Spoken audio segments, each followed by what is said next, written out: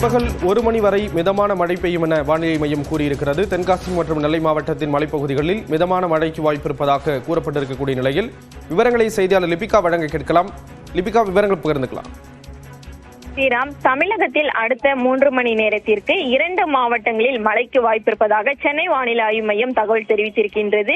தமிழகத்தை பொறுத்தவரை தென்காசி மற்றும் திருநெல்வேலி மாவட்டத்தினுடைய மலைப்பகுதிகளில் இன்று பிற்பகல் 1 மணி வரை லேசானது முதல் மிதமான மழைக்கு வாய்ப்பிருப்பதாக சென்னை வானிலை ஆய்வு மையம் தகவல் தெரிவித்திருக்கின்றது.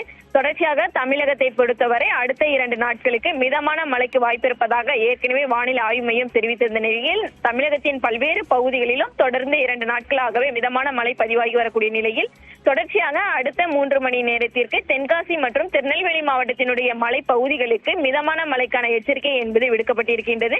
சென்னையை பொறுத்தவரையும் மிதமான மழை தொடரும் என ஏற்கனவே வானிலை ஆய்வு மையம் தகவல் தெரிவித்திருக்கின்றது. ஸ்ரீராம், விவரங்களை வழங்கியதற்கு நன்றி லிபிகா.